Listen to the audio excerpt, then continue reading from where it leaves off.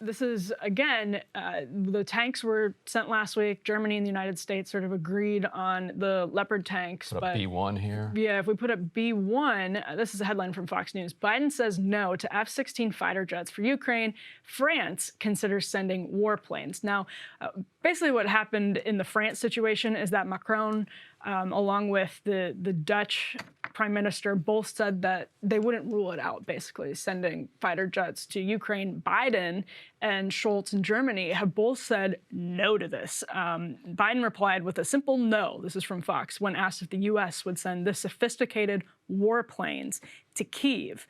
Scholz has said, quote, he says NATO is not at war. NATO is not at war at Russia, and quote, we will not allow such an escalation. Ryan, what do you make of the difference between Macron and the United States and Germany there? Well, it suggests that we might be entering the pattern that we're getting familiar with, which is Ukraine makes a demand for something. Germany and the U.S. say, no, we're not going to do that. That's going to escalate the war. They ask again a couple times. We're like, okay, you know what? Actually, fine, you can have that. Which is what happened with the tanks, with Germany and now the U.S. Also sending tanks over there.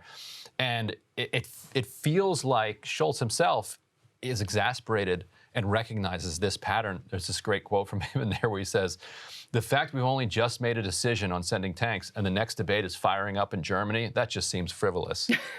Well, so he's like, I just gave you tanks. Do you think, though, then them saying no is theater? They know they ultimately have to give on this, or are they saying, please stop? I think it's them seeing where the line is. I think they're gonna, and then the Biden administration has been resistant to sending jets since February, March of 2022, at the time of the initial invasion. And Ukraine has been asking for them since then. If you remember, that was the thing that the White House press corps was like, banging the war drums for weeks at the early end. When are you going to send the planes? When are you going to send the fighter jets? What about the F-14s? What about the F-16s?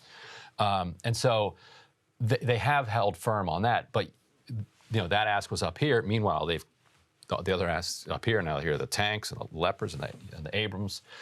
So it feels like Germany saying no, but wondering, like, are we going to get steamrolled on this too? Mm-hmm. And I think some of it depends on what happens with this upcoming Russian offensive that is being telegraphed. So I was just going to ask you to talk a little bit about that. How do you interpret the gaining momentum post-tanks for F-16s in light of the Russian offensive that they've been telegraphing? That's the thing that kind of uncorked the tanks from the West is this sense that Russia's gaining some ground here and there and is going to launch this offensive. It feels like each side looking to the other for more permission to escalate further, just making the situation that much more dangerous. You occasionally hear people saying, well, what this will do is this will help Ukraine when it eventually gets to the negotiating table, but nobody in positions of power or anywhere near positions of power will lay out a roadmap for what it would take to get to that place where there are actual negotiations going on. What do you make of the argument that if the United States and Germany and NATO partners did more right now, so increase spending, handed over, for instance, F-16s right now, and gave Ukraine a big jump in its capacity, that Russia wouldn't be able to withstand that level of pressure, and this would end sooner than trying to sort of do tit-for-tat de-escalation? I question whether or not there is the capacity to do that. Like you talk about, they're moving 12 tanks, from Germany, and moving a couple dozen or whatever from the United States. It's going to take weeks and months to make that happen. People need to be trained up. Like that argument really only works if you're talking about overwhelming force, like some type of Powell Doctrine type of thing, which means American boots on the ground and like actually bringing the full weight of the U.S. military to bear on the situation, because there are going to be constraints if you're dealing with the Ukrainian army. Like the Ukrainian army can only do so much. So it just that to me seems dangerous. This like idea that you're going to get peace through annihilation. The other, right, and that's where I was going to go with it. My response to that argument would be, I'm not sure that we're in a position where we want to be testing Vladimir Putin's tolerance Well, there's for that too. escalation at that level. There are nuclear weapons involved, right? There are nuclear weapons involved, and the importance of Ukraine to Putin, or let's say his end goal is just some sort of, maybe he has to use tactical nukes in his perspective to seize what he wants from Donbass. Is that more important to him than it is to NATO and to the military budgets of other countries and the people of other countries that have supported this war effort rightfully up until this point? I think the answer to that question is very much up in the air. How far Vladimir Putin is willing to take his country to unlawfully seize that territory, how much blood he's willing to shed to unlawfully seize that territory. I feel like an enormous amount, because his survival, his political survival, requires him not to lose this war. It's been framed as basically an existential test for Russia. And it doesn't require, and I think that one mistake people make is it doesn't require, in order for him to stay in power, he doesn't need to win, he just needs to not lose. Yeah. And so to not lose, all he has to do is continue to feed Russian lives into the maw of Ukraine, just destroying Ukraine and destroying Ukrainian lives in the process.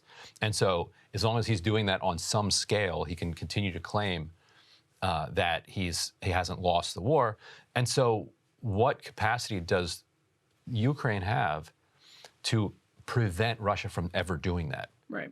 Because that's such a low bar for Russia to do. Are Americans willing to put boots on the ground? The answer to that question is absolutely not. No. Absolutely not. Despite the funding the war at such a high level compared to other countries. American people weren't really asked if they wanted to do that. We never ask anymore. Right. Yeah. It was just a decision that was made. Basically, US policy. Once Republicans took over, they funded it, for the next 6 months or whatever through the lame duck. Yeah. And on that note, this question of how far Putin is willing to push things, Boris Johnson, I don't mean to chuckle there, but you have to see this clip of Boris Johnson because it's Boris Johnson being very Boris Johnson. Let's roll that clip of him talking about a, quote, extraordinary phone call he had with Putin. He said, Boris, you say that Ukraine is not going to join NATO anytime soon. He said it in English, anytime soon. What is anytime soon? And I said, well, it's not going to join NATO for the foreseeable future. You know that perfectly well.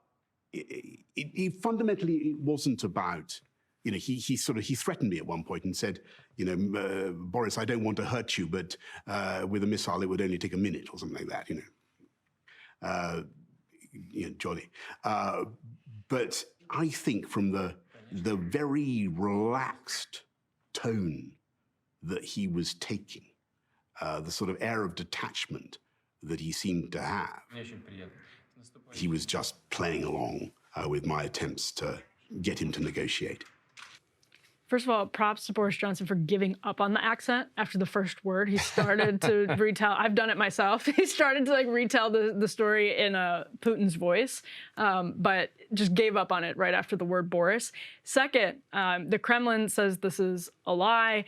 It is worth, I think, zeroing in on what Johnson himself said, where he says it was a very relaxed tone, there's this air of detachment, and he was just playing along with my attempts to get him to negotiate, just some casual missile jokes to to sort of grease the wheels on the negotiations. Also, the evidence that it might be a lie is that we do know that the other part is a lie. He was not trying to negotiate. He was, if you remember, there was a reporting that he went to Kyiv and pressured Zelensky not to try to negotiate with Putin. So Boris Johnson was on the other side of that question. Boris Johnson was trying to stop negotiations, not produce negotiations. That's a good flashback. I look forward to his memoir in which he says the exact opposite.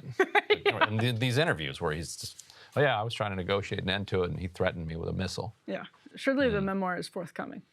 But would he have made that up, the line about it would only take a minute for a missile? I don't know. No, it's very, I think it's, honestly, it's very specific, and to put it out in public, if anything, Putin likes that. I mean, I can't imagine Putin is upset if people think he's tough enough to joke around with the prime minister about hitting him with a missile. I mean, it makes him look like he's the stronger one in that negotiation.